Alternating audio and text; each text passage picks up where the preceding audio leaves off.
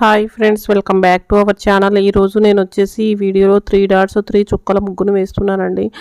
ఈ చుక్కల ముగ్గు వచ్చేసి చాలా సింపుల్గా చాలా క్యూట్గా ఉంటుంది.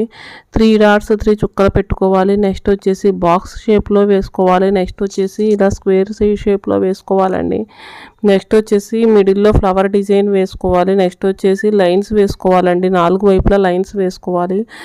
లైన్స్ వేసుకున్న తర్వాత ఇంకా ఈ షేప్కి 4 వైపులా ఇలా డిజైన్ వేసుకోవాలండి.